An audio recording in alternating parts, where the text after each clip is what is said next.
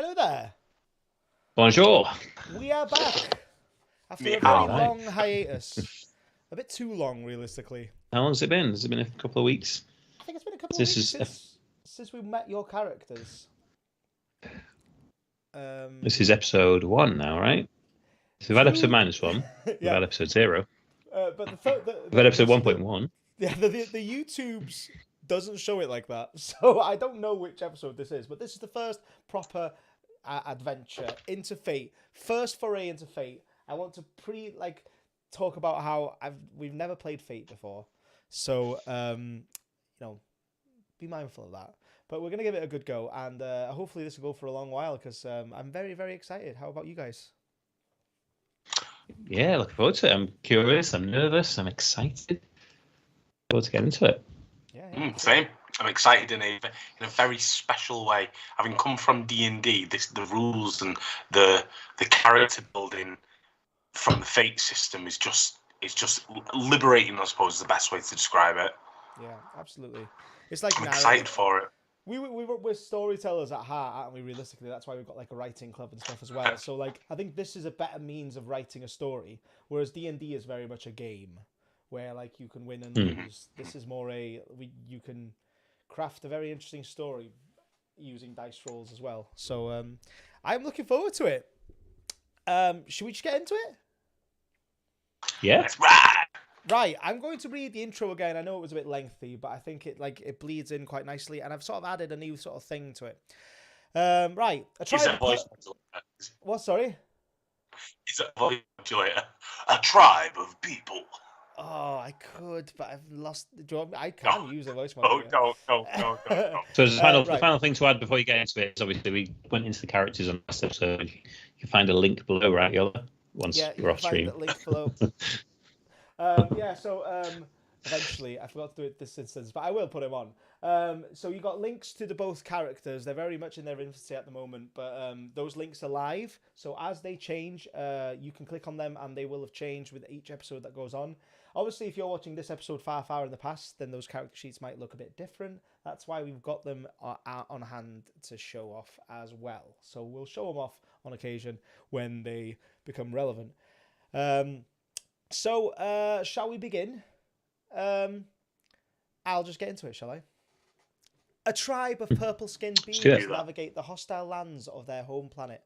They sulk in the shadows, weary of every blown leaf, every gust of wind. Only a week prior, they lost half their clan to the Vispec, gigantic acid slugs that freely roam the lands. Marlo Bess, the youngest of the tribe, lost an uncle in that same instance. Crudely wrapped around her neck in twine is his only remains, an incisor. It was all she could salvage from the bubbling goo that remained of him. The makeshift necklace bats against her chest as her heart drums it in almost perfect synchronicity. The leader extends a claw, indicating for the tribe to stop. The women and children lay flat on the ground, as they had been instructed to their entire lives. Marlo hears the familiar sludgy sound of a Vispec trawling the area for flesh to corrode and consume. Their leader instructs them to get up and to make their way under a small rocky outcrop on a nearby cliff face. They do so without haste. The entire tribe, 10 strong, cower under a protruding rock, hoping the dark shade will prevent them from being seen by their predators. Suddenly, now fully visible from behind the smattering of blue trees, is a fully grown Vispec. It's the first time Mallow has ever seen one this close. She'd only previously seen the aftermath of their presence. Their slimy exterior and grotesque flappy orifice made her want to gag, but she dare not move. So I'm going to add something here that I didn't add last time. I'm going to roll. Let's get our first roll in here. So Marlo Bess is trying her best to hide from the Vispec. So she's going to roll stealth, and I'll do that. And I'd like one of you to roll on the Vispec's part. The Vispec has average notice. So you need to add +1 is average, I'm pretty sure. Let me check if it's average. Average +1, yeah. Yeah. So it's Average +1. is +1, mate. So and Marlo Beck has a fair stealth. So I think that's +2. So I'm going to roll my dice +2. Yep. And you guys roll. Oh, Luke, can you hide your cursor? Sorry, mate, I forgot to mention it earlier. Go to the bottom left and click the hand just to hide your cursor. We see it whizzing about. Woo! Wait, put it in my mouth first. Whee! Ah, you know. Okay, I am rolling for Mallow. This is a stealth roll. She got a 0. 1. She rolled a 1. Stealth, you'd be +2, wouldn't you? Because you said she was fair. Fair. Do you want me to roll? She's got a 2. You're right. She's got 2. Luke beat 2. And I'll roll. Oh, Luke, yeah, Luke, you roll. Luke, I don't mind. One of you. That's fine. It's Luke's roll. It's roll. Oh my god, Oh, that is an absolutely excellent first roll. Good job. That is brilliant. Wow. The Vispec very much noted Caesar. Vispec demolished her. The Vispec sniffs the air as if catching onto a passing scent. It sloppily meanders over to their position, as if somehow tracing their every movement by a residual smell. Marlowe's entire body shudders. Can I just say, I forgot that I was rolling for the Vispec and not the girl. I was like, yeah, she's safe. It's like, no, she's dead. No, she's fucking dead, buddy. I'm going to murder her now. No, she doesn't necessarily die. Although, realistically, if you rolled that well, you should be able to, because you like got a 3. 2 or more lets you put an aspect. But we'll ignore that for now. Marlowe's entire body shudders. Her mind tells her to be as quiet as possible, but in that one terrifying instance, her instinct takes over. She can't help but let out an almost inaudible scream. Almost inaudible. As soon as the scream leaves her mouth, the Vispec stretches his body out so that it's as tall as possible and lets out an ungodly squeal, letting others in his pack know it has found suitable prey. Sorry. Marlowe's eyes grow wide with worry. She knows her time is up. She looks upon her fellow tribesmen and women with the little time she has left, and they return panicked eyes. She expected them all to be showered by the Vispec's treacherous acid spit there and then, but the moment never came. Instead, the Vispec's vile cries were overshadowed by the blaring sounds of churning and whirring. Looking out once more to the small outcrop, had somehow landed a short ways away.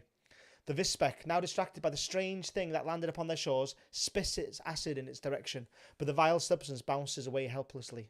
A door on the side of the metal shell opens, revealing an equally metallic man holding a strange, spear-like object in its grip. With the point of its spear, and a roll of the shoot dice, a red beam of energy bursts from its front, vaporizing the Vispec into dust. A few more metallic men pour out of the strange metal shell. Marlowe makes sure to keep quiet this time, not wanting to be turned to dust by the metal man's magic spear. The men seem to scout around the area, as if looking for something.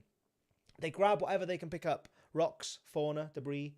Whatever they can grab, they put into small sacks and carry them back to their metal shell. One of the metal men makes their way over to the remains of the Vispec. It kicks its ashen remains. It seems content for a moment and turns to make its way back towards the shell when suddenly it pauses. Marlowe again let out an involuntary grasp. The metal man marches over towards their position, shining a magical light from its metal head. Listen wide-eyed as the metal man comes over to them and surveys them closely. He leans close to them all, inspecting their ears, their dark eyes, and their claws. The metal man looks down towards Marlowe, who looks up at him with her gigantic pearl-like black eyes. He kneels in front of her and looks close into her eyes. The metal man smells of fire and smoke. Without warning, the metal man reaches out towards Marlowe's chest and rips her uncle's keepsake from her neck. And with that, they're gone. The metal men return to their metal shell and close the door. Marlowe could hardly contain her emotions. She had firstly thought herself dead, but now sat there in the dark, having lost her only remaining connection to a lost uncle, the same uncle who used to tell her stories of the stars. Marlowe suddenly runs away from her tribesmen towards the shores. The wind of the metal shell take off, blowing through her dark hair. She looks up to the sky as the metal shell slowly disappears into the stars. She yells curses at the metal shell. She was prepared to die, but had made no such preparations for having her keepsake stolen. Suddenly, as if willed into existence by her curses, a fleet of metal shells canvassed the sky. Gold and yellow orb-like metal shells standing firm across the entire sky. Without warning, energy blasts cover the sky in a beautiful landscape of colour. Her fellow tribesmen come out to join her, staring in awe at the display. In the sky, the Crimson spaceship's occupant grunt curse words to one another. The illegal smuggling ship knew it should not have wandered into Herculean space, but they were at their wits' end. Everything else worth looting had long been looted, and they needed a big score if they were going to pay off their significant debts. They weave gracefully through the sky, dodging the energy beams gracefully before a stray star breach float helplessly through space, grasping their necks for breath. A few minutes later, they each in turn become still, succumbing to the vacuum of space. Floating alongside them listlessly, an incisor crudely woven in twine. Felix slams a crude toothy necklace onto Billmore Fleck's table proudly, as if having just finished a magic trick. Very pretty. You taking me to the ball? And that's you, Philly. What's this then? It's just what is this? I mean, are we assuming my guy was in the fray, or was he come across us by his own volition? That's entirely your prerogative, my friend. So many choices. Should we say? Me. No. It is you. We're all in it together. So let's decide where you got the necklace from. Then, did you find it floating listlessly through space? I mean, or did you? I don't know. Were you part of that crew and somehow managed to survive, or were you just sort of like picking it out of the space? I think he's a Lone Ranger type, so I think he would have been kind of. So where has this ship been like destroyed? Where was that? Sorry, that was in Herculean space, but it's still a ways away. But there is like sort of fast travel in the world. So should we say that like I can't imagine like Felix being the sort of like stealing something from a little girl or being part of that crew at all. No, that's what I'm thinking. I feel he's more like scavenger style. He's on his way with his smuggling stuff, and he's like, ooh, lots of debris. Maybe I can pick up something here. I can make a score. Yeah. Yeah, I think you've seen the wreckage. He's kind of swept in when it settled down, and just trying what he can get hold of, really. Grabbed. Okay, cool. Let's carry on with that then. That sounds good to me. What's this then? Where'd you find this piece of shit? Just caught my eye there. It seems like it meant something to someone. The way he's been tethered to this bond here.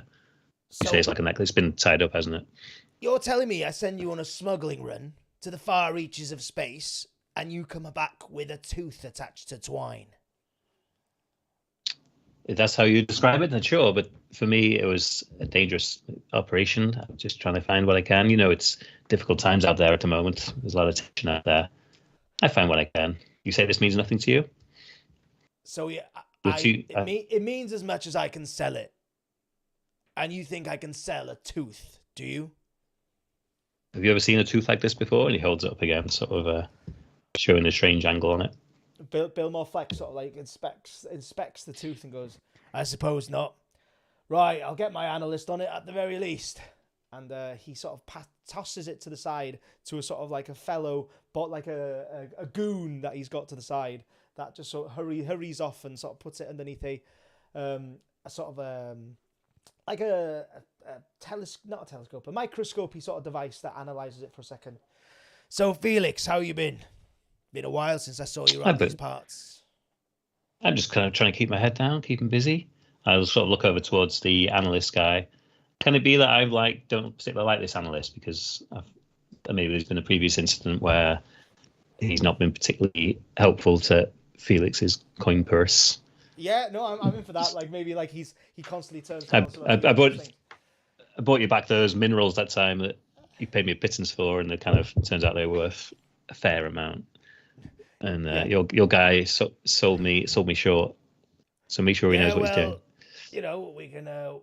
We can only do what we can. I mean, we analysed them. We thought it was just some random space rock.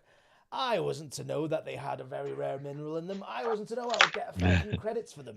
That's not for me to know. No, I don't know the worth of an item until I put it out on my stalls. You've got to understand that, Felix. I've been good for you over the years, haven't I? You offered me somewhere to come with my wares. That's fair. But are you still driving that scrap heap of yours? It gets me from A to B. You're talking about Mrs. Porter, right? If that's what you decide to call her.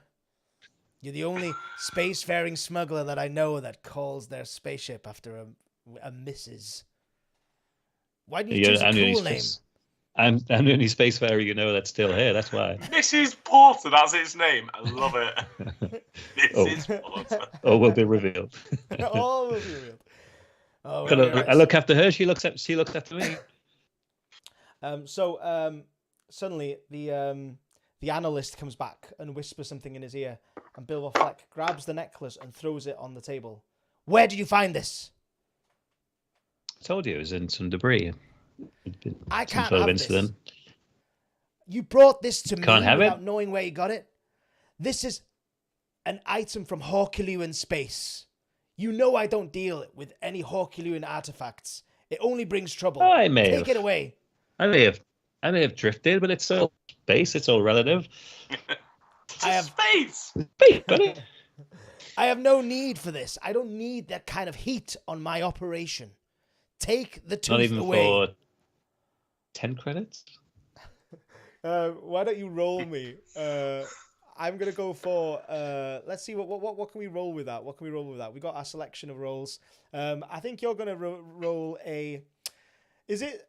I don't know. Deceive or provoke? Rapport? Maybe a rapport. Rapport. I think a rapport. Yeah, possibly rapport. Rapport against his what? Against his will? Yeah, let's say his will, because he's pretty determined not to.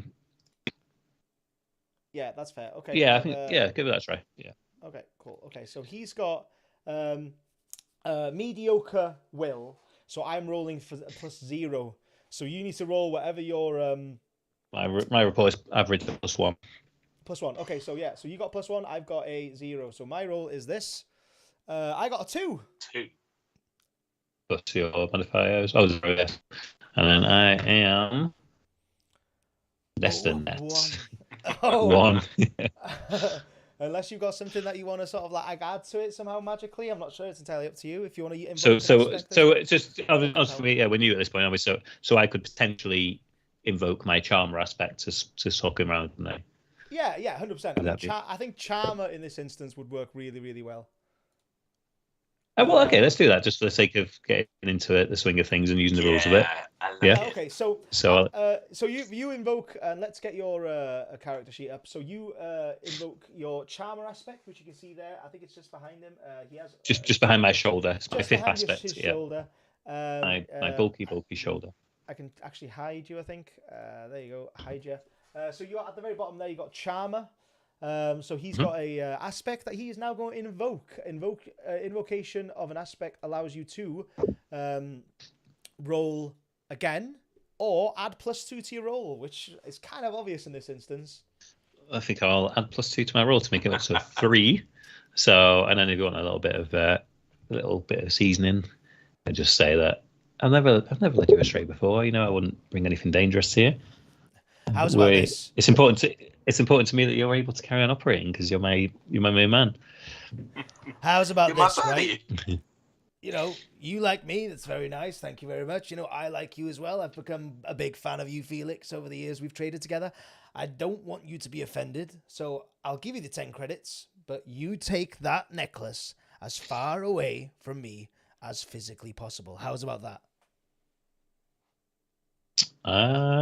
It really means that much to you? Then it's a deal. So, if you want to write in your inventory that you've got 10 credits.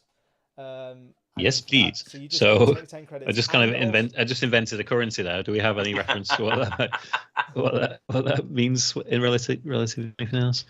No. I imagine it's a decent amount, though. I think, listen, it'll get me a nice meal. It gets you a nice meal. But essentially go away. Okay, so suddenly, just as you're about to turn around, a guard of Bilmo Flex comes bursting through the door, and he goes, Bilmo, they're here, and he turns back around and just bolts for the door, and Bilmo says, shit, what have you done now then? Do you make your way outside? I have a quick glance towards the necklace and pick it up, and then I head outside. Okay, great. So you go outside, and it is the dark. It is the Longe Deltoid. This is where you are. This is the planet you're on. It's a decrepit, sort of criminally planet, tucked away from it's a moon. It's on a moon that rotates around a planet that was destroyed. So the criminals like this moon because the destroyed planet, the debris of the destroyed planet, normally hides their criminal operations, makes it harder for like policing ships or any sort of ships to get there, unless you know your actual way. So it's like tucked away. It's the Longe Deltoid. You come out to the long deltoid and you look up at the sky. In the empty black sky above the Longe Deltoid, appearing amidst the ruins of the moon's shattered planet, are 100 or so gold and yellow ships, ominously pointed down towards the moon. Beams of light erupt from the ships, and where they collide with the planet, gigantic, intimidating figures in gold and yellow armor materialize as if from nowhere. They immediately begin harassing the town's populace. So all around you, these gold and yellow guards are just sort of harassing the populace, grabbing marketmen, grabbing stalls. People are running away from them. It is utter chaos. What would you like to do? At this point, Billmore Fleck is right next to you. Can I just say you've invented a word there, and I think it should be a real word. Marketman. Hello, Marketman. Hello, Marketman. Marketman. I'm a Marketman by trade. I mean, my default position is to not. There's two aspects that I'm drawing on here. Number one, he hates authority, so he's definitely going to hate these seemingly authoritative figures. And number two, he's a cautious gentleman by nature. So I think he would sort of slink back into the shadows a little bit and just see how things play out. So stealthily slink back into the shadows. Sure. Yeah, I'm trying not to get noticed. I'm trying to look cool. I'm just like not making eye contact. Fair enough. So these you recognize also. I forgot to mention. You recognize these soldiers. You know them to be the Herculean non-pareil, the space police essentially. They police. They're very mysterious. No one knows what planet they came from. No one knows where they're initially from. But they've essentially just imposed themselves as the police of all the planets. But they do seem to navigate around certain systems of planets. So you have sort of like come to know them from knowing where to avoid them. But in this instance, they're here and they are fucking shit up. So yeah, stealth roll against notice. The Herculean non-pareil officers have no such notice, so they're going to roll +0. So I'm just going to go there. This is my roll. For me. It is a -2. Beautiful. I cannot lose. Can you beat a -2? Oh, you cannot lose. The famous last words. 1 plus 4. True. So I'm 3. Wow. Okay. So what did you get? Sorry. You got +3, 2. Including my modifier. Minus takes away. Yeah, -1. Sorry, 1. No, my roll is 1, and then +4, so I've rolled a 5. +4. Oh, because your stealth is amazing. My stealth. Oh, I forgot about that. My stealth is great. You've got amazing great stealth. I forgot about that. Okay, yeah. So it's a stealthy boy. I rolled a -1. And a shadow. Right? Yeah. So in this instance, because you've got what we refer to as a shift, so you've got a very significant shift, which is the difference between my roll and your roll, which is like essentially 4. You can slink away, but you can also add a aspect to this encounter. You can gain something new from rolling that well. So we're establishing that you're slinking away to the shadows. How can we represent you doing that extremely well? Good. Camouflage. You either do that, but we established Billmore Fleck was next to you. You could take Billmore Fleck with you now. You can guide him through the shadows so that you hide him from them as well, if that was your intention. Yeah, no, that sounds good. I'm so attuned to the situation that I kind of grab him before it's even fully kicked off. Yeah, so his mates come in. We've seen them landed, but there's sufficient range where stealth doesn't necessarily even come into it. It's like I've slipped back into a back alley before it's really kicked off. I've dragged Billmore with me. So his henchmen are fighting with Hercule non-parallel guards. They're literally fighting and grabbing and getting grabbed by the cops and just pushing away. And you slink back into the darkness. You slink back into the alleyway with Billmore Fleck. Billmore Fleck is sort of alongside you. Where are you headed? So where would Felix be going in this instance? Where are you sort of like bolting to? With Bilmo Flack. Mm-hmm. Cool. Yeah, that's fine. So okay, you're sort of ducking away. You're hiding behind like market stalls. You're literally like, as we can see here, there's like market stalls. You're sort of like ducking into these archways, going like above and beyond, sort of ducking. You see Hawkule Imperial guards are pushing people out windows, and you're sort of like deftly avoiding their gaze and just timing myself with like their patrols and stuff, and just like dashing across. And you come incredibly suave. You come to the alleyway where you parked your trusty space van. You come to the alleyway, and in front of you, far in the distance, in the alleyway, you see the spaceship with the all too familiar logo.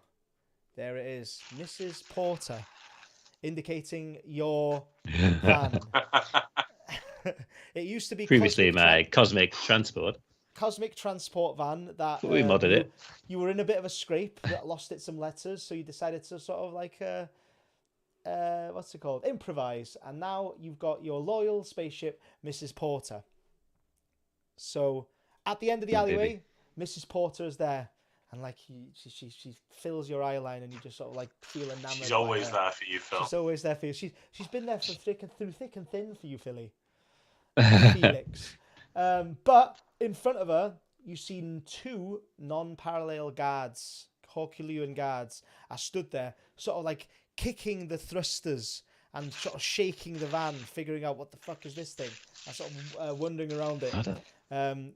Your stealth in this instance won't apply, because there is literally just a straight alleyway. There's no real place to hide. There's just two guards and your spaceship, and you're with Bill Morfleck.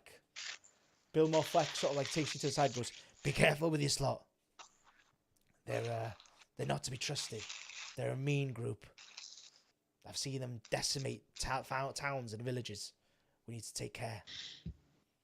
How are you going to bypass these two guards?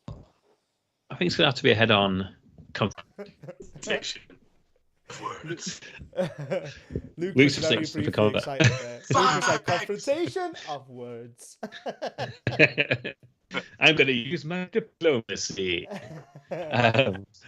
No, I think my mindset is we're at the van, and despite the fact it's had the shit kicked out of it, it's still just about, you can determine it as a branded van. So he's going to be in he's going to be on the pretense that he's just been completing a delivery, and he's just getting back to he's heading home for the day. So with his birdie. You're trying to deceive these. Introduce it first. Let's see what you say. Let's see what Felix does first before we roll, and then we'll see how the reaction lasts. So you're walking towards these security guards. Mm-hmm. Okay, go for it. What time of day is it? It's night time. What time of day are we on? Nearing night. Nearing night. Evening, gentlemen. You seem to be near my van there, or my transport, my personalised, modified transport. Step back. Whoa, yeah, easy, sailor. I'm just trying to get to my van there. Step back. I mean, my personalised transport. This is no longer your transport. Return to your home. It's my means of getting to my home. I just finished my job and clocking up for the day. It's been a long one. Pretty much just my last drop, and it's time to go. All right, let's see the old roly poo. So you're going for a deceive. What should we say? +2 you've got, Philly. Yeah. Sweet. So what should we say? Deceive is countered by will, I'd say, because deceive is kind of like an attack on the mental mind. So this is going to be like a confrontation of the mental wits at this point. So the Hawkule officer is going to. I disagree. It won't be will, because to lie, Willie's a feat. It's a feat to will yourself through something and past something and over something. I wouldn't say it was will. I'd say it's either notice, empathy, or it wouldn't be notice, because notice is a physical skill. I would have said this is abstract. Empathy, right? But the way Phil did it wasn't really a lie. So maybe it's not deceive. Maybe Phil rolls empathy. because he didn't necessarily lie. He just said, like, this is my only means of going home. His home isn't technically on the planet, unless it is, Phil. What do you reckon? Were you actively trying to lie, or were you just trying to reason with him? I suppose there's truth to it, and that it is his means of getting home, and he doesn't live here, though. He's looking to bolt off into the You're rolling against empathy. Empathy involves knowing and being able to spot changes in the person's mood or bearing. It's basically the emotional notice skill. He's trying to get a read on if he's telling the truth or not. But notice, if you say it's a physical thing, it could be that the notice in their instance is, you say this is a in-service van, but it's obviously not a regulation because it's had the shit kicked out of it. If you were still working, if you were still in employment, you'd be like, if it was a DPD van that had a wheel hanging off, you'd say, well, surely DPD won't stand for this nonsense. What are you rolling, Phil? Are you rolling empathy or deceive? I say deceive. Can I roll stealth again, please? It literally says on the Fate website, empathy. This is the skill to go to in order to defend against deceive actions. It's deceive, isn't it? Yeah, deceive versus empathy. We'll do deceive versus empathy. Yeah. That's fair. Okay, so the Hawkule officer very much does not have empathy at all. So they have a mediocre skill in that. So that's a +0 on this roll. So I'm going to roll mine. I rolled a -2. -2. Yeah. And I roll I've got a 1, which is already beating you, +2. So you got a 3. So I'm a 3. Yeah. So Is that not a minus? I'm sure one of them was a minus. There's 2 pluses, a minus, and a 0. It's on the chat side on the right hand side. Yes. Yeah, and then he's added his modifier to that afterwards. So what did I roll again? Wasn't it 1 I rolled? -2. -2. So yeah, that's a significant shift again. So they're literally like, maybe like, how can we reward you for that significant shift? They let you go? Yes, please. Obviously, that's like going to be the case. They let you go on your ship. That's going to be the case. But how is it going to like reward you? What are you doing with Bill Morfleck? I mean, given that things are just kicked off, maybe I don't know, am I bringing him with us? God, what is it with us in tabletop games and like bringing NPCs along for the ride? Come with I'll me. bring the dwarf barmaid along for this 20-week journey. Well, how about would it be like believable or something along the lines of that? He's not trustworthy. If you're going for the situation, you could create a trustworthy, because if they believe what you've said, from this event, maybe they'll believe what you said if they carry on talking to something else. What does Bill Morfleck want? Does he just want to lock up for the night? Yeah, imagine Bill Morfleck wants to stay. So Bill Morfleck turns around and goes, "You go on. I've got to stay here. I've got to protect my people. But thanks for looking out for me. I'll look out for you in future." And so how about we do that? So because you rolled so well, we let you go on the spaceship, shoot off, and Bill Morfleck now owes you a favor. So if you make a note on your character sheet, Bill Morfleck owes you a favor. If there is ever an instance where Bill Morfleck comes back, he owes you a favor. Or you can maybe pull out him as a contact later. So like you could say, "Oh, I know Bill Morfleck. Do you know Bill Morfleck?" And if they do, then we can make it beneficial for you that way. So you're not missing out on like all them good rolls. All right, so you set off onto your ship, and welcome back, Mr. Felix. How are you? Hello, Mrs. Potter. I'm well. It's been a long day. What do you know about? Do you intend to travel to today, sir? Well, it depends. How long do these non-Florali been around? I feel like I need to lose the heat. The space above this planet is very treacherous currently. I suggest we do not navigate it. Excuse me. What do you reckon we just get out of here then? I'm getting like some massive glitches. Sorry, guys. The Skype is really terrible tonight. It like glitches out every once in a while. Sorry, mate. I couldn't hear you too well with the mod, as much as I love it. Sorry, mate. She said chances of survival around 60%, But we just leave. What, as in if we disembark, if we like take off. Yeah, you can roll a drive for me to see how well you do. Never tell me the odds. I'm not going to roll against you in this instance because this is a overcome an obstacle sort of thing. So you're essentially driving off into the sort of like stratosphere. You're going off and you are trying to bypass this utter fleet of spaceships that are covering the entire sky. You're trying to pass them sort of like unseen, essentially. So give me a drive roll. Yep. Yeah, I get that because I think you say leaving's dangerous, but I think sticking around is even more dangerous. And given that they've already been sniffing around, it's time to get out of here. So is my Mrs. Porter voice very hard to understand? There you go. 0. You got. How did you find it, Luke? No, it was perfect for me, but for me, you're a bit glitchy anyway. Yeah, I am a bit glitchy. Can I just take like 1 second just to check if my network isn't doing something silly in the background? Yeah, you might be downloading Overwatch, for example. Yeah, that's what I was thinking as well. But I'll close Battle.net just in case because. But Battle.net's always a killer. Sorry, no, it's not fun for the stream. Yeah. Sorry. Where is it? No, I think I already have.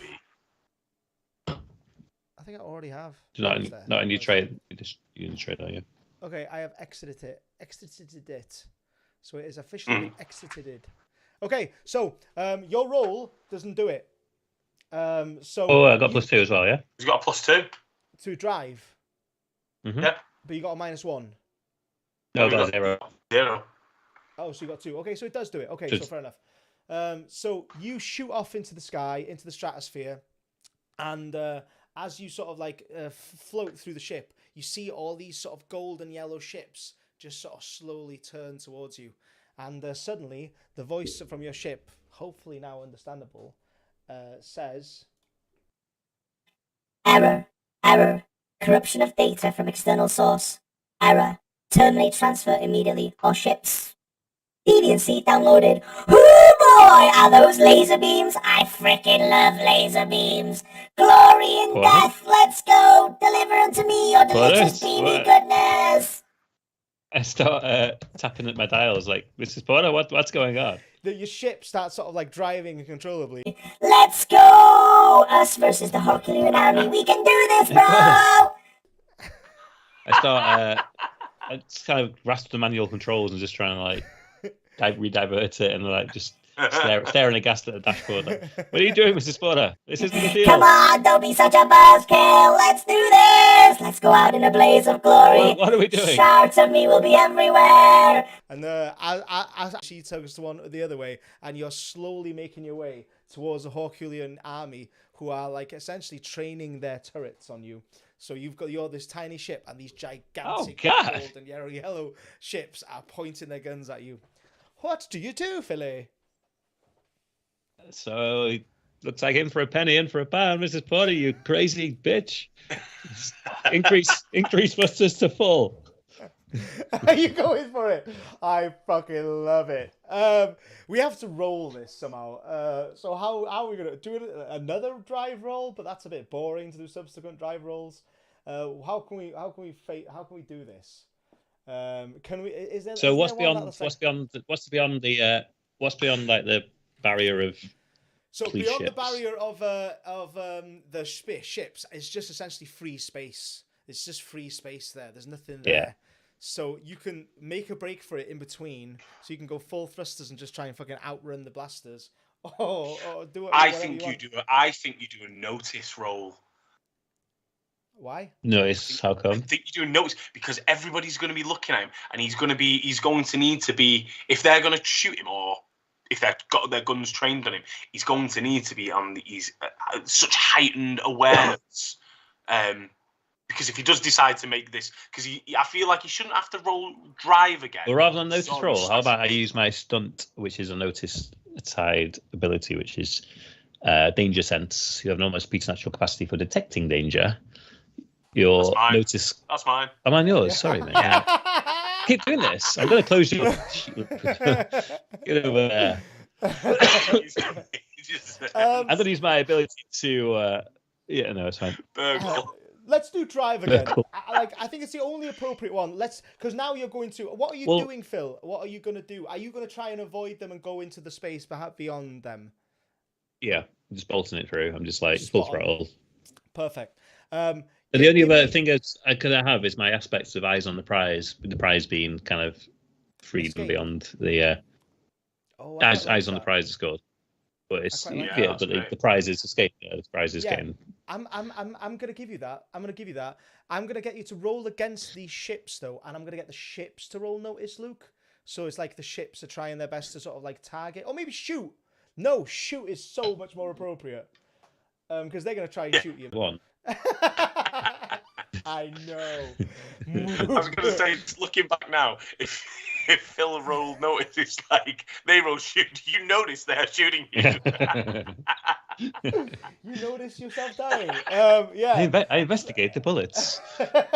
They make me burn alive. Okay, they've got average shoot. So you roll first, mate. Roll your with your aspect, eyes on the prize. Roll the drive. So you got +2 on this top of this one. Okay, so it's essentially a +4 because I've got +2 already. But let's just roll it. Go for it. So I rolled a +1. Oh, did I not see that? +2 from the aspect. Oh, there it is. Oh, there it comes. So you got -1 plus. Yes, it's -1, but it's +4. +2 for drive. Yeah. And +2 for eyes on the prize. So +4. So you got. So 3. That's not bad. Okay, so the Herculean spaceships have a shoot, average shoot, right? So I am going to roll that now. It's a 1. 0. You succeed. So you shoot off. Mrs. Porter chimes in. Let's do this! And you just start. Your thrusters start building up. Your ship starts staking uncontrollably, and as your ship starts staking uncontrollably, and you sort of spot the gap in the spaceships, suddenly a green light dominates the sky, and from seemingly nowhere, a small sparkle of green energy turns into a gigantic portal, triangular-shaped portal, a Penrose triangle. You've heard about them from tales from afar, that these portals are guarded sternly by the Herculean spaceships, and no man has known to travel through them before. In fact, all ships normally have a chip installed inside them to avoid the space around a Penrose triangle altogether. But your ship seemingly doesn't have that, because your ship has travelled straight through the Penrose Triangle, and through it we go. Woo, woo, woo, woo. Nice. Away we go. And now, you are through the Penrose Triangle. As soon as you travel through it, you are engulfed by just a magical green energy, and we will leave you there, Felix. And we will cut back to a toilet break quickly. Yes, let's do a toilet break then. Toilet break indeed. Go for a toilet break. Is that all right? Yes, go for it. Go for it. We need an intermission screen. Yeah, 100% we do.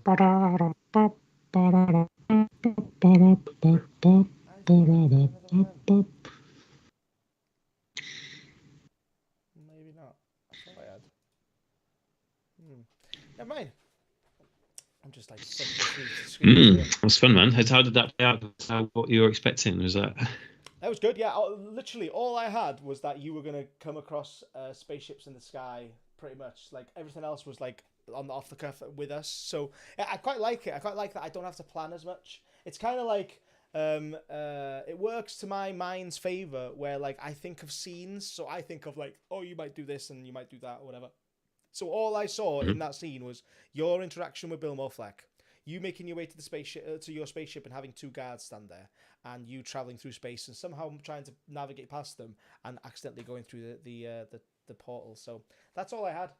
If you were going to get shot, I was literally going to have your ship be damaged going through the Penrose Triangle, and I was just going to like try and sort that out next episode, where like maybe like alarms were blaring. But you rolled really well. It was pretty cool, mate. Pretty cool. It's good, man. Pretty happy with the rolls there. Yeah, happy with how my skills came into effect. So I've used 2 fate points, haven't I? Should I mark that on my character sheet? 100% you should. So current is 1 now, yeah?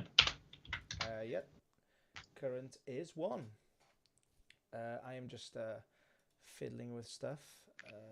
I really hope they refresh when I get through the Penrose Triangle. They will. You're safe, buddy. You're safe. No, it's cool. It's good getting a quick feel for the skills, isn't it? And having a quick discussions about what skills would be appropriate. I mean, as I said before, like this is. Yeah. So reminds us about Luke's character, Ivor. Is he the junker? Ivor Thirsk, yes, he is a space mechanic. Is his like high concept, which is just like the generic one. I'll show him up here now. So this is Ivor. So he is a kind of like a savant when it comes to mechanisms and technology. He's very clever when it comes to that. But socially, he's kind of lacking. So he might not go into a confrontation of words like Felix did. He is very much a brainy what's it called? Introvert. He's a brainy introvert. So yeah, that's him. He's sort of an old man, and he's got like a sort of fairly advanced suit. And hopefully, if you had been shot, I'm sure he would have been able to fix it. But luckily, you weren't. So that's all good. Aloha. Williams, are you ready? I am. Okay. The exterior doors of the research vessel Bessul Agma open, revealing Ivor Thirsk and a lowly scientist, Gish Kobana. Gish leads Ivor into the facility. Gish is a small, light-skinned being around 2 feet tall.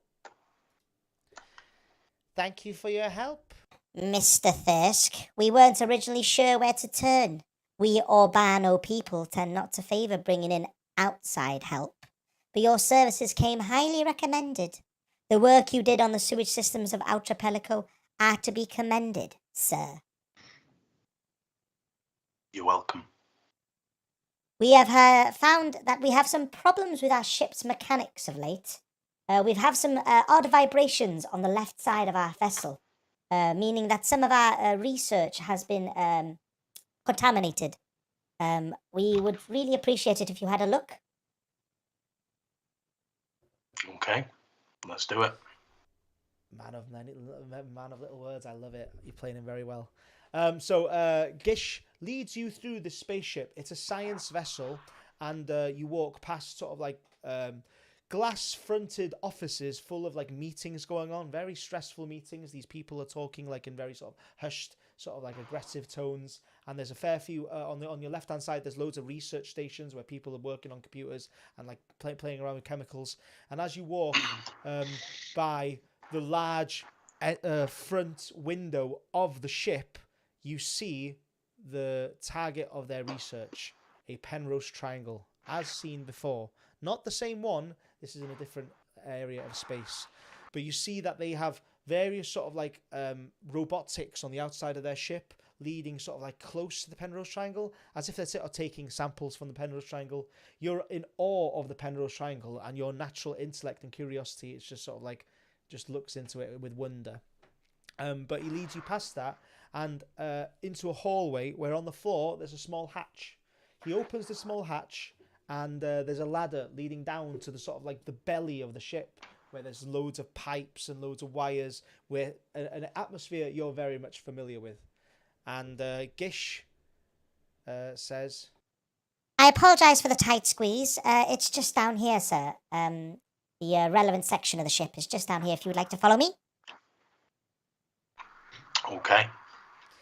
So he leads you down the ladder, and he leads you down like a very narrow corridor. You have to squeeze to make your way through. And then he leads you to the stabilizing. Yeah, there you go, squeeze. He leads you to the stabilizing, the stabilizers of the ship at the far end, and he just sort of like points you to the relevant section, and he just sort of leaves you to it. He goes, if it's all right with you, I'd like to watch what you do, just in case an instance like this happens in future. If you wouldn't mind, just sort of like letting me know what you're doing, I suppose. Okay. So in front of you is the stabilizing section. He's still got your voice on. Don't tell him. Luke. Oh, Damn it! I knew I was going to do that one. I ruined it. I'm so sorry, Phil. That would have been amazing. So in front of you is the stabilizer for the ship, the one that is causing issue. What does it look like, Luke? What do you picture it as? A stabilizer. Yeah,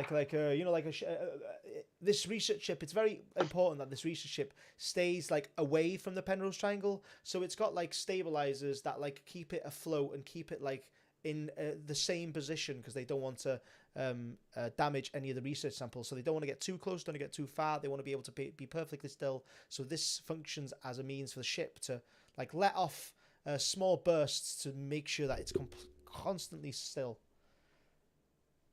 Okay. Very high tech. Do you think that it could possibly be kind of like a gravity stabilizer almost? Like, do you think the Penrose Triangle creates any kind of electromagnetic sort of or any gravitational? Because I can imagine it. I sort of imagine the stabilizer to work like either it pushes against the gravity of something. Yeah. So it's like I don't know.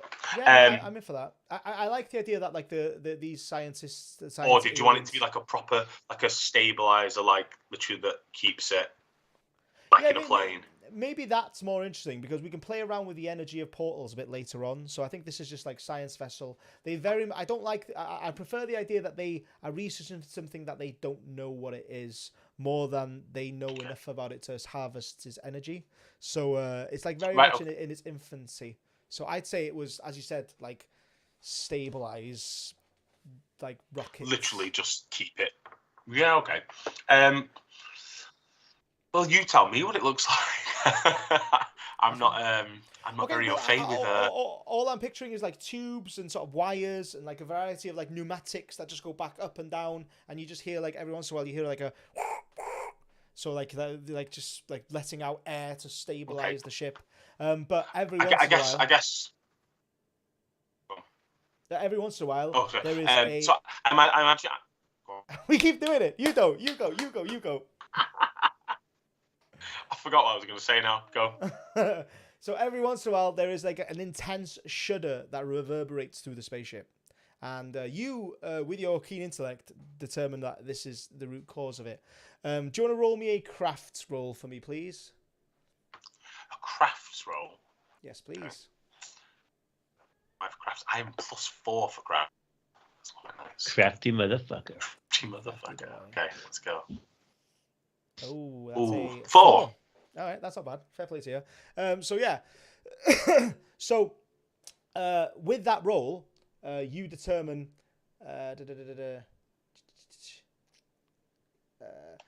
You are able to identify the issue, but the issue is that there's like cables that seem to have been purposefully ripped out, and all the cables are sort of like seem to be very low to the ground. So these cables, and you see like strange scratch marks all over the stabilizer, as if it's been purposefully sabotaged. Okay. So, have you identified the issue? Yeah, it seems like there may have been some kind of sabotage, some kind of tampering with. Tampering, you say? It's recent, I'd say. Very strange. Very strange indeed. This is very peculiar. It's only the Albano people on this ship, and I mean, the Albano people would never sabotage anything of their own. We are a peaceful community, as you are very much aware. I know. People change, and you never know. I suppose it could be one of your guys. Not to say that a society, a culture like your own, doesn't uphold to all these extremely fantastic standards. I mean, humans. Remember, We have fall from grace. It's not your nature to appease him. You can just be like a bit of a douche to him. Is it not? I feel like no, I feel like he would be quite nice to him, really, to appease him, because he's one of his aspects is man for the people, and I feel like he does. He's a bit quiet, but he does genuinely want to help. That's fair. No, that's fair. I quite like because he's a client after all as well. So yeah. Is it something you can fix? I feel like the reason I'm sort of talking the way I'm talking is he's trying to sort of process what's going on, trying to find a solution, so to speak. Cool. Is it something you can fix? Yeah, I think so, with a bit of time and the right tools. And money. Are you going to be doing this to every single person? That's Felix. That's Felix talking. Don't listen to him. Have you asked how much they're paying yet? You like this little devil on my shoulder. When we team up, like, have you asked how much it pays? You are got money, little devil on my shoulder. Yeah. So, yeah, I feel like Felix is very, very quickly going to become your manager. You can't exploit these people. All right, there goes. So, okay. I suppose I'll leave you to it then. If it's going to take a while, I have other things to be getting off to. So, I'll see you later. Do I have access to any facilities at all? To assist with the repairs, or any staff personnel? We are not very mechanically minded. I was hoping that you'd have brought your own tools. Okay, that's fine. I'm very sorry though, but I mean, these are very specialized tools to deal with very specialized situations. I mean, if I'm going to use my own, then I think I may have to up my game. Yes. Ooh, the devil has won. I see. Give me a. No. I feel that there's a greater plot in play. Like, if I get money for this, I can use it for. That's fair. X, Y, and Z on my own planet. What can we say then? Altruistically. What can we say is the role on your part? Is it a rapport role? I suppose it might be, really, because that's is. You know, I'm trying to establish a rapport with this man, but I'm trying to be empathy. Rapport against rapport, perhaps, or because empathy. Because I'm not lying. I'm not trying to lie to him. Yeah, I suppose so. Rapport against will, just to see if he's got the will to deny you the money. Yeah. All right, let's do that. Okay, I'm up for that. Yeah, absolutely. Gish has fair will, so yeah, let's do that. Gish has fair will. Fair will. So he's gonna roll. He got a 2. 2. Oh, that's a nice one. Come on, Luke. I'm rolling. What am I rolling again? Sorry. 0. Rapport. 0. Rapport. I haven't got rapport. I did what you did, Phil. I was looking at yours. I was like, rapport. That's Phil's. Well, let's see how it goes then.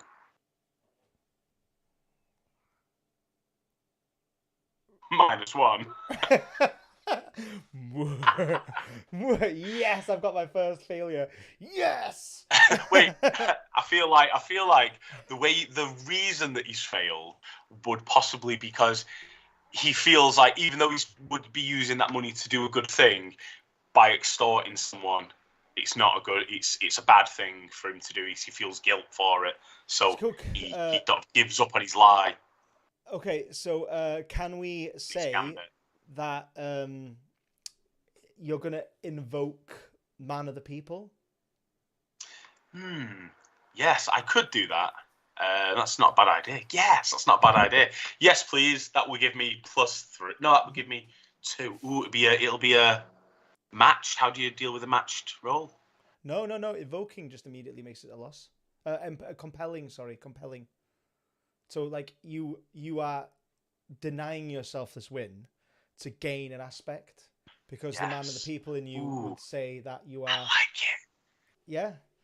Yeah, that I'm cheating on. Yes, that's brilliant. Oh, I love this game. So you don't. So like, let's say that you're not very convincing in trying your best to get money. Let's say like that. Yeah. The desire for money came from like a kind of like an awkward place, and you're like, so if I use my own tools, then maybe. And then it didn't seem convincing. Yeah. So he says, yeah, you'll be paid what was allocated in the contract and no more, I'm afraid. No more. I guess that's fair. And Gish sulk.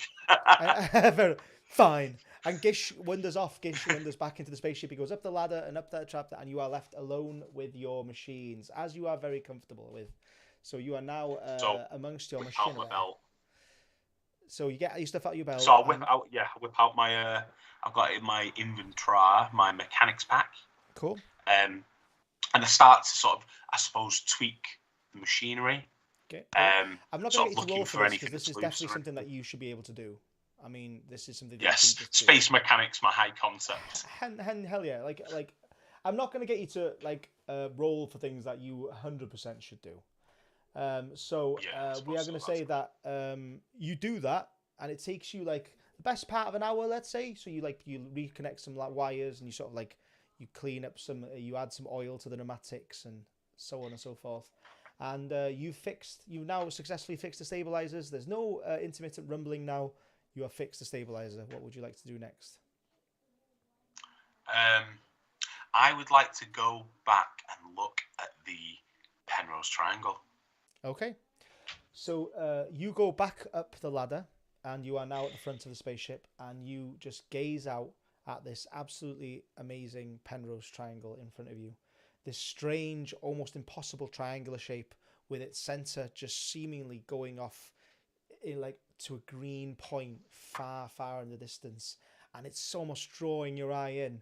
So much so that you fail to notice, or you're not fail to notice, because fail to notice as in narratively, that the ship is almost completely empty.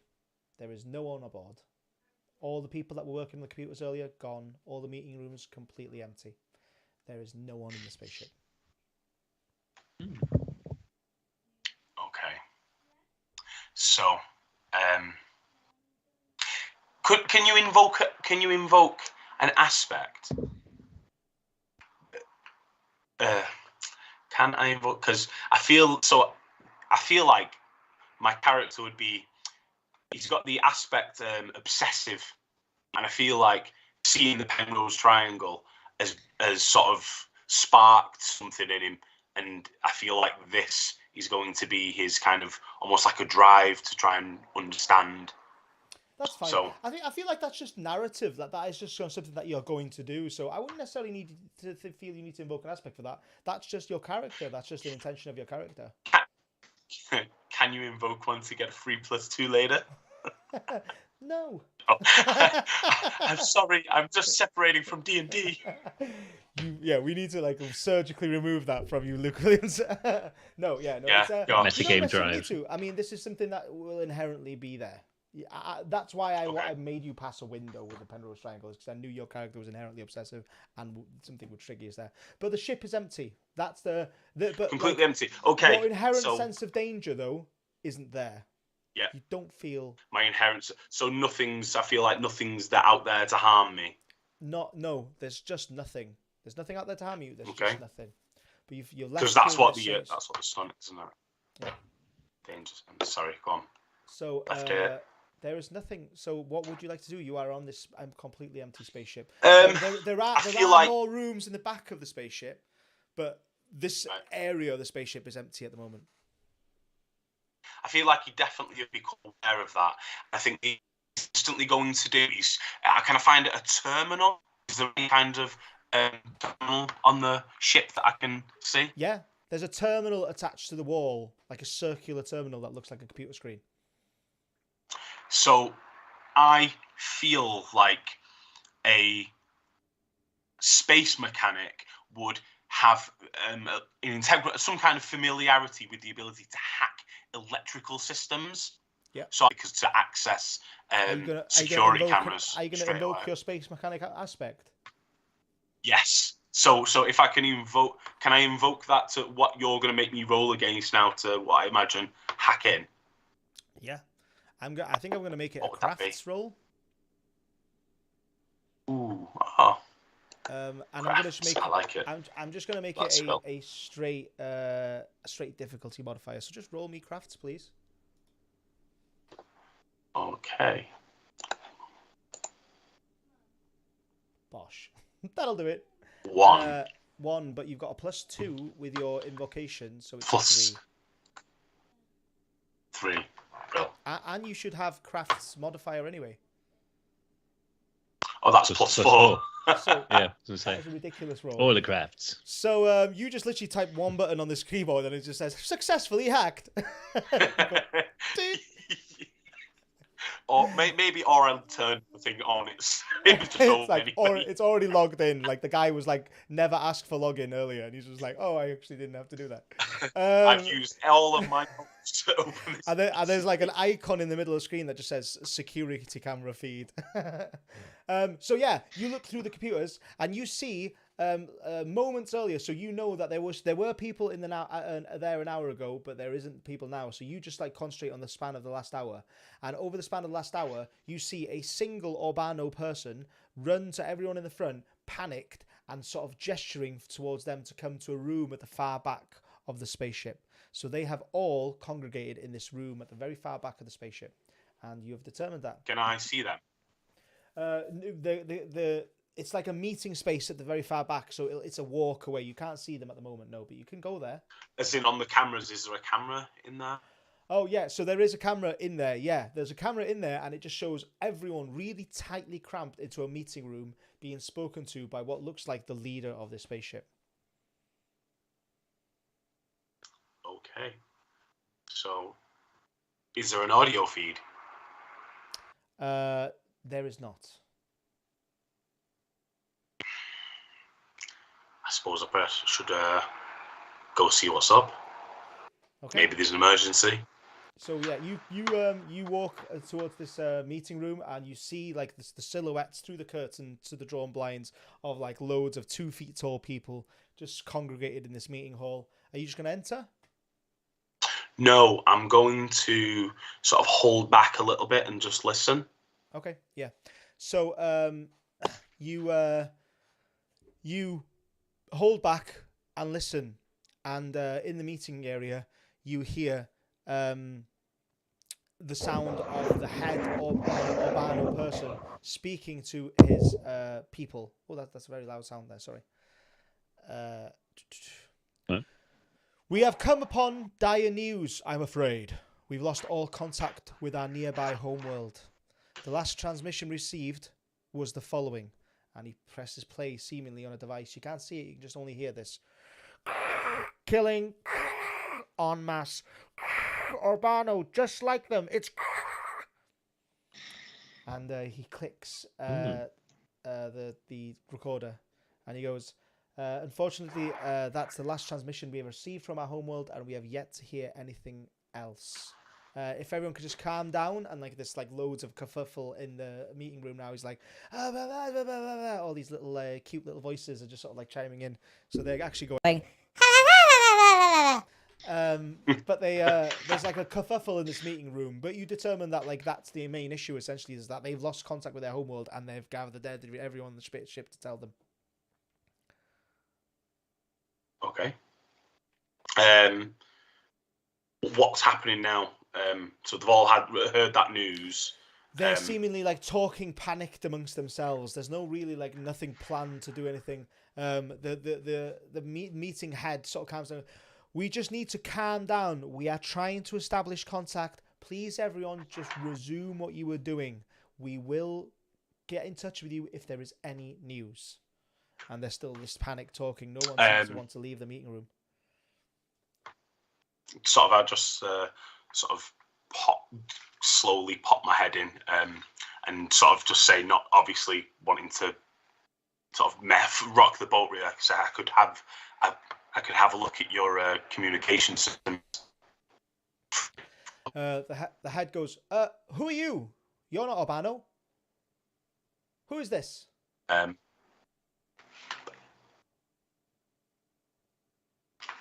Evo, you hired me. I did not authorize that. Who authorized this? Does Luke remember the name I gave earlier? I'll give you a clue. Wait, Yeesh. yes. It was, my mate Gish. And he goes, Gish?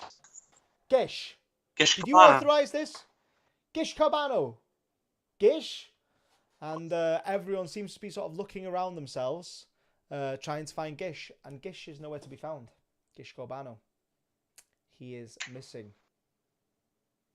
Completely gone. I can step out. if you don't want any help. Where is Gish? Has someone seen Gish? Who's seen Gish? Do you want me to look into that too, do you? You could. If you wanted to. I could. No, as in I'll say that to Okay. him. Do you want me to look into what's happened? Please, don't know. yes. If a few of you can actually let's fan out and look for Gish. It's imperative that we find him. And sort of people sort of now start leaving the meeting area, and you sort of like are congregating along with them to try and find Gish. They're just going, Gish! Gishy! Gish! and they're like It's adorable. checking in little meeting rooms, like checking like under the tables, checking like everywhere. They're just sort of like, the people around you have fanned out to look for Gish. What are you doing? You gonna help them? I'm saying, guys, why are we not looking at the security cameras? You're the security camera guy, bro. So I said, let's check the security cameras and Okay, so go and do my one button wonder trick. Whoop, whoop. As you return to your terminal, you find him. Funnily enough, you don't need to look at the security cameras. Just to the left, at the entry port to the ship that you came through moments ago, stands Gish, just beside the airlock doors, looking at you ominously. As you notice him, people from the meeting room start congregating around you, and they say, Oh, Gish! There you are! Gish, what are you doing? Gish smiles a very wide smile, and he opens the Wait! No, doors. wait, no. I invoke danger sense. You have an almost preternatural capability of detecting danger. You notice. Just to invoke it, it's just a stunt, isn't it? But Yes, a stunt. I can use a stunt counter. Yeah. What do you want to do with it? So I know. So my danger sense is because he's going to harm me. That I react before he pulls exactly what I know he's going to do, which is open the aisle doors. Yeah. So what are you doing with your danger sense? I agree wholeheartedly. You sense it coming. So I'm going to use that danger sense to have a reaction to do something. He is at the far end of the hall. At this point, I will give you danger sense. I will give you danger sense, but all I will give you is you're able to not get sucked out through a quick reaction. Give me that quick reaction. Jump to roll. As in, what do I do? Yes.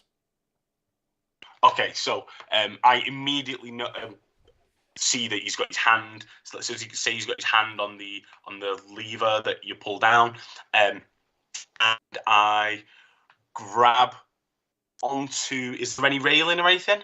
Yeah. 100% there's a railing, or you have a magic board, not magic, a floating board. Just sort of suggest that. I do have a hoverboard, but it's more like a platform, like but just that's like what I was static, thinking. literally. My headcanon would be like you put the platform out in front of you so that the jets shoot towards the airlock, so you're like in place. Or there's loads of bars. Your porosity, mate. It's your character. You say what you do. Well, okay.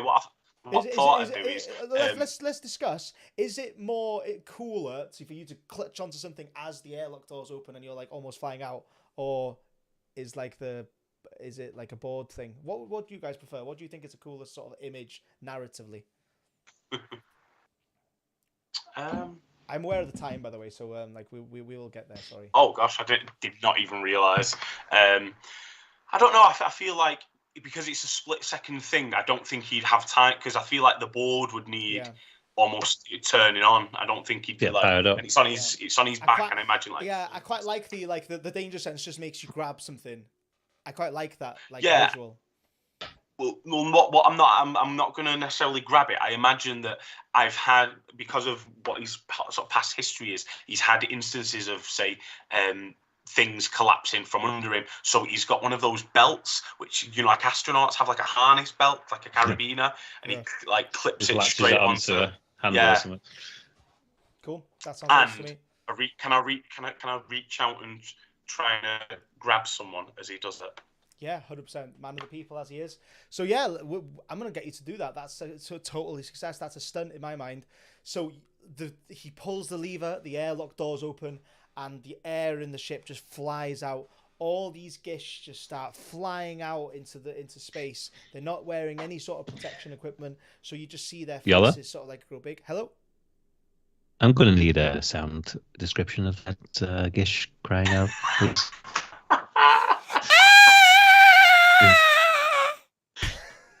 Thank you. No. So all these gish, all these Urbano people just start flying out, or the Urbanos just fly out of the ship, and they're just sort of like floating in space. Luke, you manage to grab hold of one, and Gish himself smiles at you. You look down at his feet, and on his feet there is like very intricate boots that seem to be sort of like magnetized to the floor. He smiles at you, but the lack of air in the room seems to not faze him. And he says, "Very good.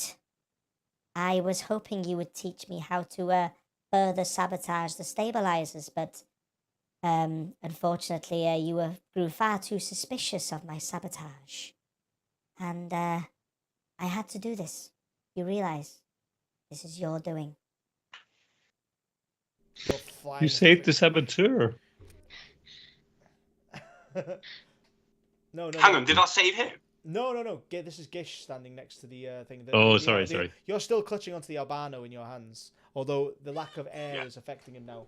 They're much smaller, so the lack of air is affecting him. Okay, can I see?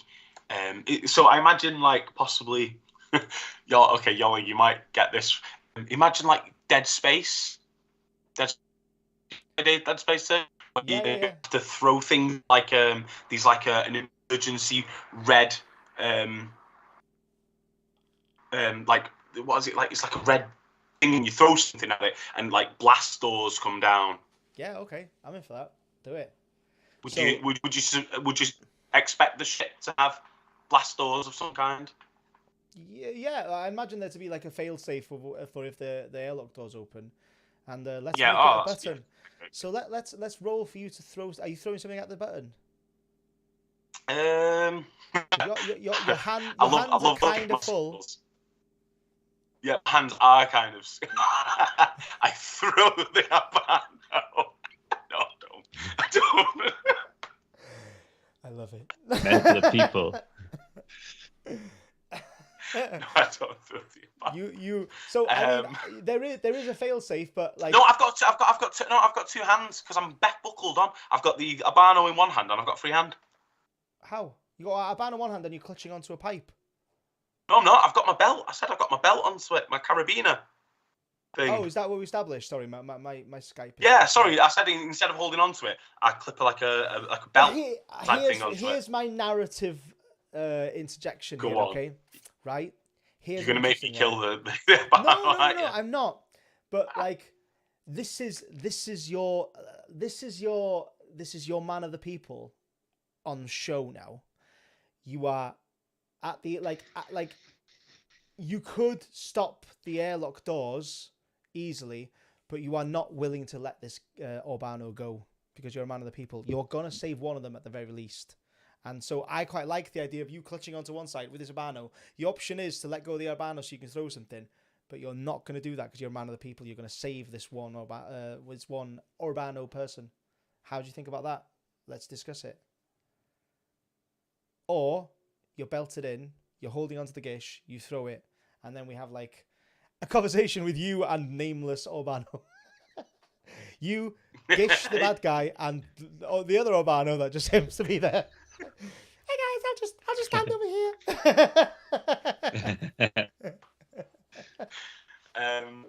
It's up to you. This is like this is the narrative of it, isn't it? Like this is like I would allow you in that instance. If I close the blast doors, though, no, because she's going to get sucked out too fast. I'm not going to be faster than space to throw something at it before she goes out. Chop. So I'm going to save this girl. How am I going to manage that?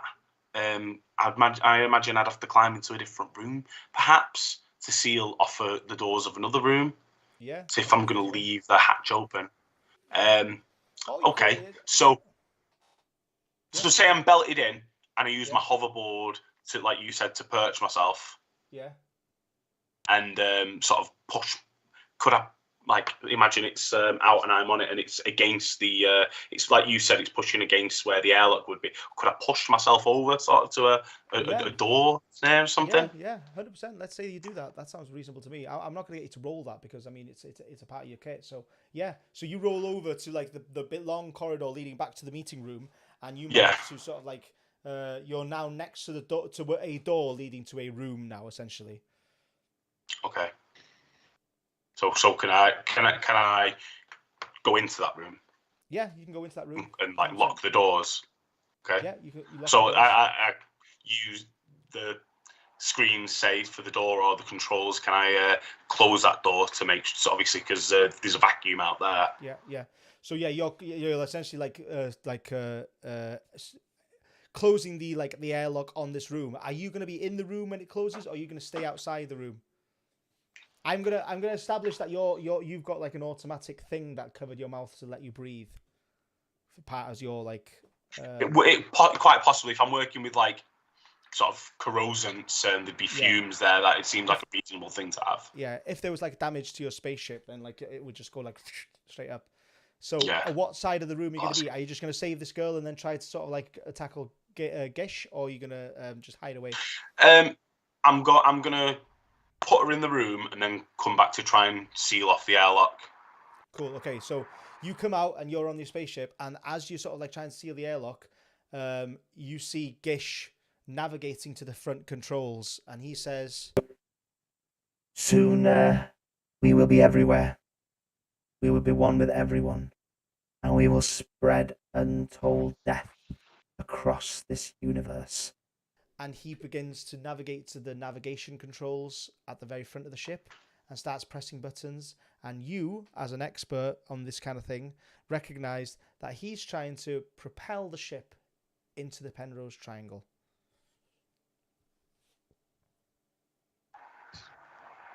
Okay, so one of us. So I feel like you wouldn't necessarily know that what would the Penrose Triangle. You wouldn't know very much about it. So I feel like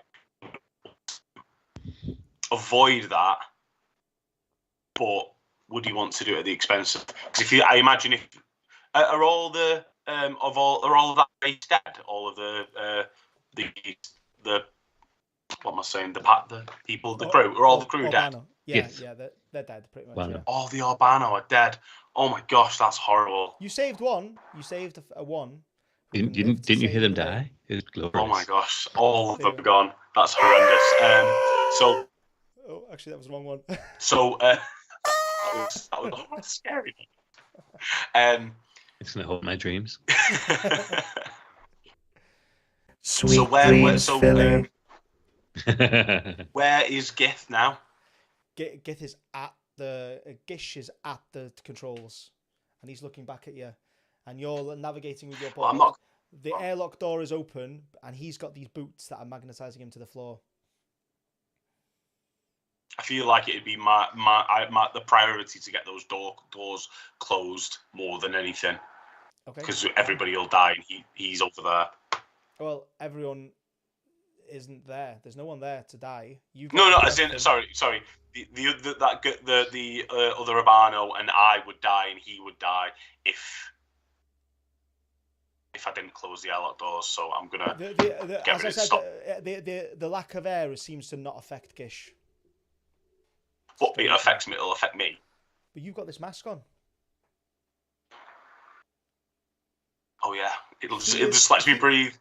He is at the because it's not a filter. It's air that I've got, right? Yeah. You're breathing. Okay, excellent. I am gonna fucking jump for him then. Removing that barrier out of the way, I'm gonna go for him straight off. This is like Luke's dream to fight an alien. Finally, I'm gonna punch him. He's only little as well. All right, cool. Let's go for it then. Let's go for the first fight roll, which I'm really interested in, against his very much lackluster physique. So you're gonna prepare yourself for plus two on fight. I've got zero on physique. So this is my roll. 2, not bad. All I have to roll is a 1 to beat you. Go for it. You don't.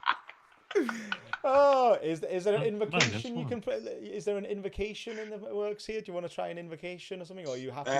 Or are you going to happily yield to this? I'm in space. I'm not comfortable with this. I haven't got the balance that he's got. I've never done this before in a vacuum. I've never floated freely, I suppose. I don't feel like he would have ever been in a spacesuit. So I feel like, yeah, he could miss it. He could very much miss it altogether. Cool. I'm in for that. Right. So here's what I suggest, right? You barrel towards him with your little board.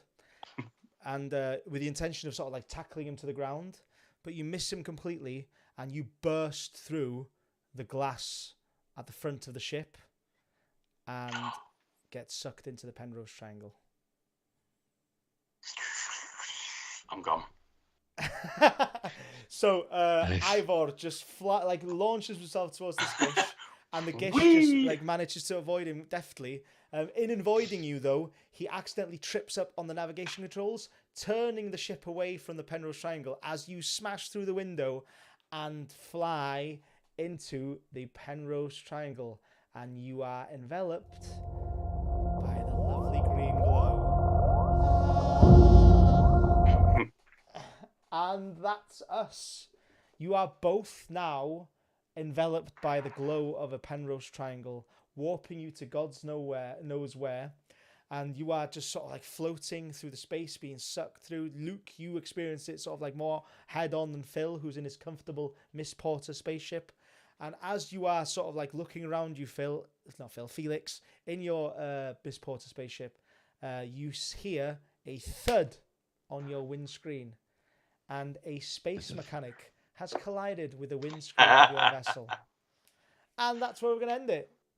Yay! Hello. Who the fuck is this guy? Let me in, please. Open the door. Hey, can't see my mouth. Yeah, that was fun. That was excellent. It was great. It was. There's an element of like railroading there, but like next one's gonna be like fucking do what you want. I'm keeping no notes. No, it was good. I'm sorry that I asked too. I thought I was being a bit overly specific at the beginning. Sorry about that. With what? It's weird getting used to about the gravity and stuff like that. It's just it's weird like crafting the narrative together. It's you can't talk space with Luke without him going, actually technically I would actually be colder than I would be hotter. Anyway, that's the stream over. I'm gonna shut off the stream. Wave everyone, wave.